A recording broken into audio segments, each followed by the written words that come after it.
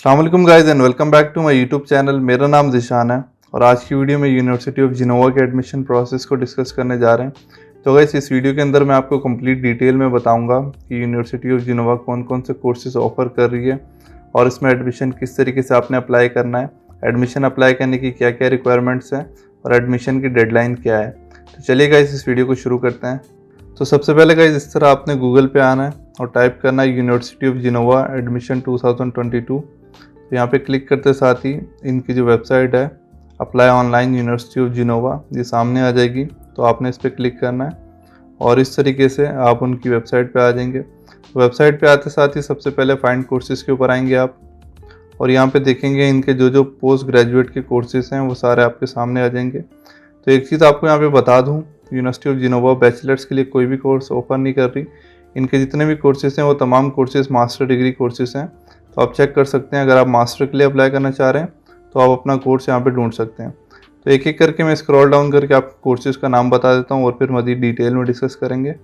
तो सबसे पहले है आर्किटेक्चरल कंपोजिशन, फिर bio engineering, computer engineering, computer science, economics and data science, energy engineering, engineering for building retrofitting, engineering for natural risk management, engineering technology for strategy and security, environmental engineering, internet and multimedia engineering, medical pharmaceutical biotechnology, robotics engineering, safety engineering for transport logistics and production, security and international relations, yacht design.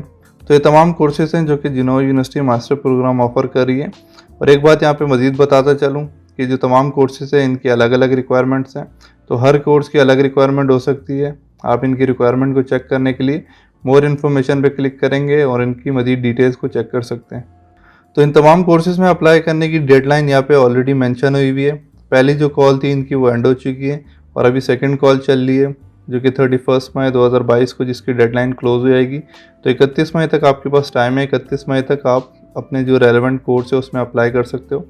तो हम randomly यहाँ पे एक course select कर लेते हैं। मैं तो मैनेजमेंट का स्टूडेंट हूँ तो मैं एक मैनेजमेंट से रिलेटेड कोर्स सेलेक्ट कर लेता हूँ। तो यहाँ पे कोर्स है इकोनॉमिक्स एंड डेटा साइंस। तो इसकी इन्फॉर्मेशन में जाके देख लेते हैं कौन कौन से डॉक्यूमेंट्स यहाँ पे रिक्वायर्ड होंगे।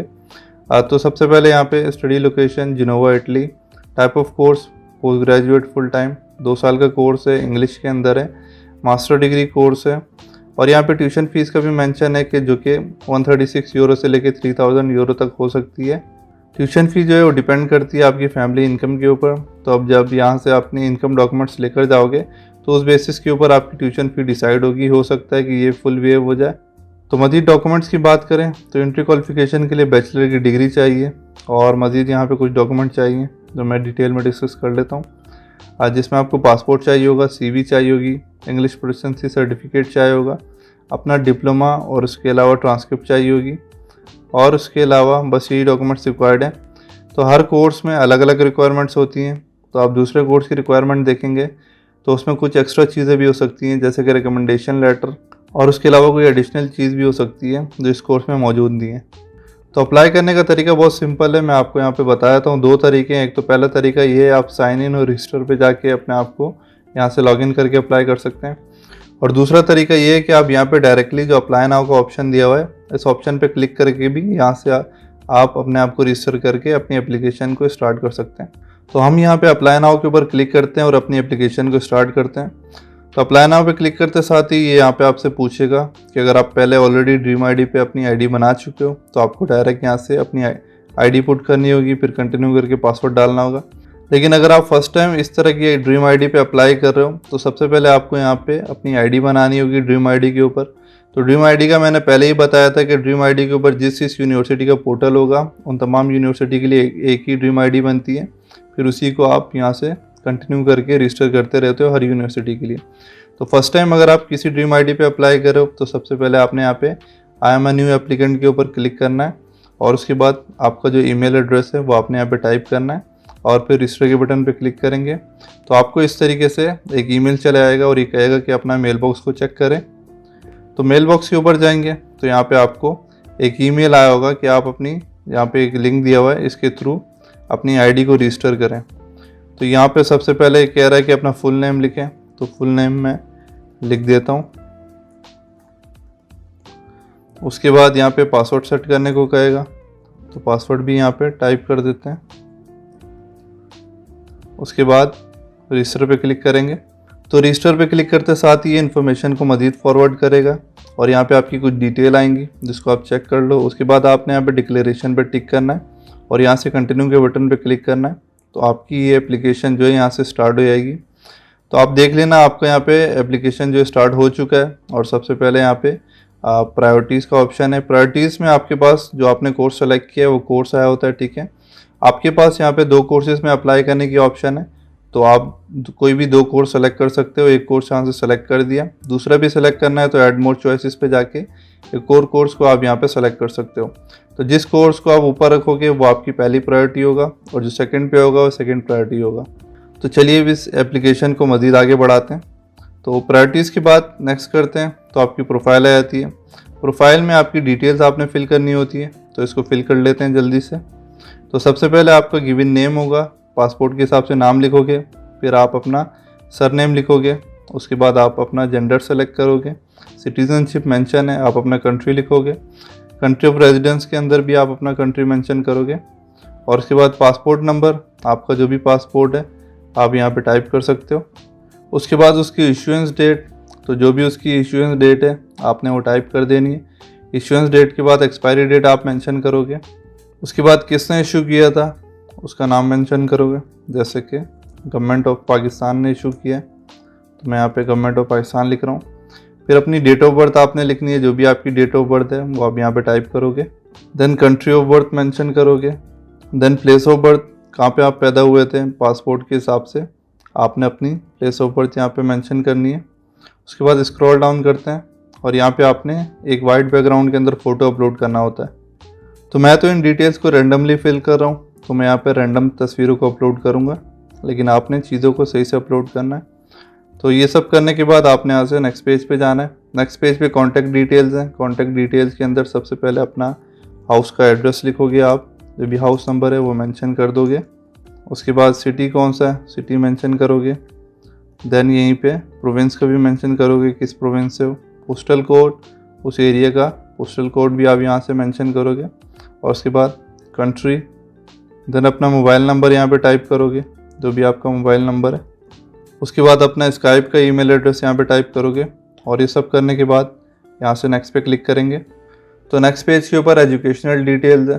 तो एजुकेशनल डिटेल्स में आप अगर मास्टर्स के लिए अप्लाई कर रहे हैं, आप लाजमी सी बात है तो आप बैचलर की यहाँ पे डिटेल्स को सेलेक्ट करोगे। तो यहाँ पे बैचलर की डिग्री सेलेक्ट की, किस यूनिवर्सिटी से आपने आपकी बैचलर की डिग्री आपने कंप्लीट की थी, उस यूनिवर्सिटी का नाम लिखेंगे यहाँ पे।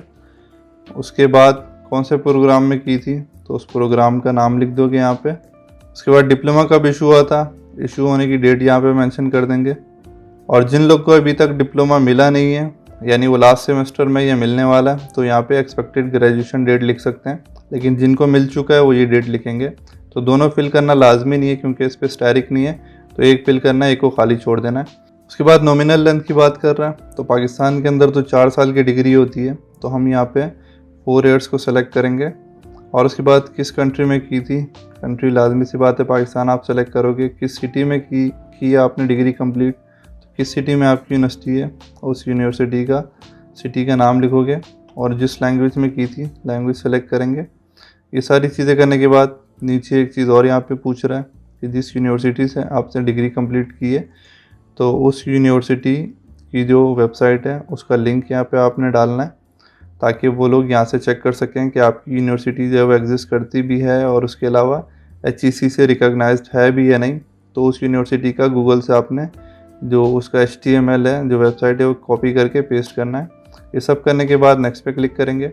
उसके बाद आपसे यहाँ पे ग्रेड्स का पूछ रहा है कि आपके ग्रेड्स क्या हैं। अगर आपके ग्रेड जो है वो परसेंटेज में, तो आपने परसेंटेज में इस तरीके से लिखना है कि जितने भी मार्क्स हैं आउट ऑफ 100। और अगर आपके जो ग्रेड्स हैं वो CGPA में, तो 4 आउट ऑफ कितने हैं वो मेंशन करना है। तो अगर CGPA में है तो आप यहाँ पे CGPA का मेंशन करोगे। और अगर ग्रेड जो है वो CGPA में नहीं है और परसेंटेज में, तो परसेंटेज का मेंशन करोगे और फिर नेक्स्ट पे क्लिक करेंगे। उसके बाद डॉक्यूमेंट्स का पूछ रहा है, तो डॉक्यूमेंट्स आपने यहाँ से अपलोड नहीं करने हैं। डॉक्यूमेंट्स जो है वो नीचे चेकलिस्ट का ऑप्शन होता है, यहाँ से अपलोड करने होते हैं। तो इसको इसी तरह से छोड़ देना है और नेक्स्ट पे क्लिक करेंगे। अदर्स के ऑप्शन में पूछ रहे हैं कि आपको कैसे पता चला यूनिवर्सिटी ऑफ जिनोवा के बारे में, तो कुछ भी आप इसमें से सेलेक्ट कर सकते हैं कि फ्रेंड से पता चला पर या फिर इसकी वेबसाइट से पता चला, तो ये करके नेक्स्ट पे क्लिक करेंगे। लास्ट में यहाँ पे चेकलिस्ट है। चेकलिस्ट के अंदर ये पूछ रहा है कि कौन कौन से डॉक्यूमेंट्स रिक्वायर्ड हैं, वो आपने यहाँ पे अपलोड करने हैं। तो रिक्वायर्ड डॉक्यूमेंट्स की लिस्ट में सबसे पहले बैचलर की जो डिग्री है, डिप्लोमा है, जो प्रोविजनल सर्टिफिकेट है, वो आपसे मांग रहा है। तो आपने यहाँ पे क्लिक करके सबसे पहले अपना जो बैचलर का जो डिप्लोमा है उसके यहाँ पे अपलोड करना है। अगर आपको डिप्लोमा मिल चुका है तो आप इस पर क्लिक सेलेक्ट करेंगे। अगर आपको नहीं मिला या फिर यूनिवर्सिटी ने कोई लेटर दिया है कि इस टाइम तक ग्रेजुएट हो जाएंगे, तो इस पर सेलेक्ट करेंगे। तो इस पर सेलेक्ट किया हमने, तो सेलेक्ट करते साथ ही स्टेटस चेंज होता जा रहा है और इसको कैंसिल करेंगे तो यहाँ पे टिक आता जा रहा है। तो जैसे जैसे डॉक्यूमेंट्स अपलोड करते जाओगे आप, यहाँ पे टिक आता रहेगा और आपके टास्क यहाँ से मिनिमाइज होते रहेंगे। तो बैचलर डिग्री के बाद पासपोर्ट मांग रहा है, पासपोर्ट अपलोड करेंगे। उसी तरीके से आई हैव अपलोडेड पासपोर्ट, अगर पासपोर्ट अपलोड किया तो इस पर टिक करेंगे।